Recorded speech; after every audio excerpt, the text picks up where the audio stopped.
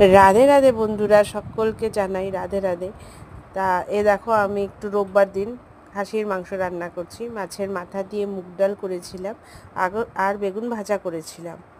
আর দেখো, সেদিন ছিল নীল ষষ্ঠী, তার জন্য আমি পুজো টুজো দিয়ে নিয়েছিলাম স্নান টান করে। পুজো দেওয়ার পরে এক স্বপ্ন পূরণের উদ্দেশ্যে রওনা দিলাম, সেটাও দেখাচ্ছি তোমাদেরকে। এই যে আমার স্বপ্ন পূরণের জায়গা। এখান থেকে আমার হাজব্যান্ড আমাকে মানে কি বলবো, খুব সুন্দর একটা গিফট করলো, খুব পছন্দ হয়েছে। সরি, একটুখানি ক্যামেরাটা উল্টে গেছিলো, সেটা খেয়াল করিনি।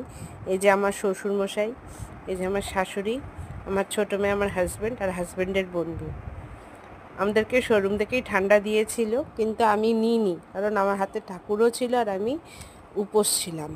আর ওই শোরুম থেকেই সেলিব্রেশন করেছিল, কেক কাটিং করিয়েছিল। আমার শ্বশুর আর শাশুড়ি মিলে কেক কাটিং করেছে।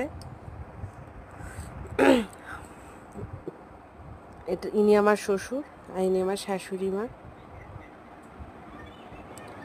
এই যে আমি শ্রী মাতাজির সহযোগী, মাতাজিকে নিয়েই গেছিলাম। এই যে চাবি দিচ্ছে শোরুমের দাদা,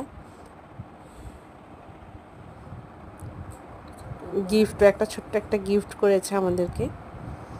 আর আমি গাড়ির ভিতরে ঢুকে আগে আমি আমার শ্রী মাতাজি আর মনসা দেবীকে বসানোর জন্য চেষ্টা করে যাচ্ছি। আসলে নতুন গাড়ি, আমি মানে পারছিলাম না লাগাতে ওখানে ঠিকঠাকভাবে, চেষ্টা করছিলাম। তা যাই হোক, কোনো রকম লাগিয়ে পরে আমি স্টিয়ারিংয়ে একটু বসলাম। আমি ড্রাইভিং শিখেছি বলে আমি স্টিয়ারিংয়ে প্রথমে বসানো হয়েছে। আমার হাজব্যান্ডের খুব ইচ্ছা ছিল। ঠাকুরের নাম নিতে নিতে একটু ইমোশনাল হয়ে গেছিলাম, এতটাই ইমোশনাল হয়ে গেলাম, পরে শেষে আমি শোরুম থেকে গাড়িটা বের করতে পারলাম না, শোরুমের দাদাটাই বের করে দিল গাড়িটা। এই আমার গাড়ি বেরোলো শোরুম থেকে। এখন আমি যাচ্ছি মন্দিরের উদ্দেশ্যে পুজো দিতে। আমাদের মধ্যে তো নতুন কিছু হলেই আগে মন্দিরেই যেতে হয়। এই মন্দিরের উদ্দেশ্যে গিয়ে মাকে পুজো দিয়ে এখন আমার গাড়ির পুজো চলছে। আমি আর আমার হাজব্যান্ডই করছিলাম, পুরোহিতদা এসে পুজো করে দিচ্ছে।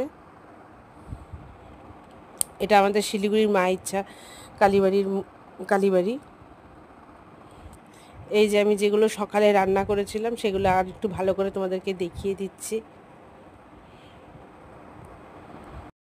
রাধে রাধে বন্ধুরা, সকলকে জানাই রাধে রাধে। তা দেখো, আমি একটু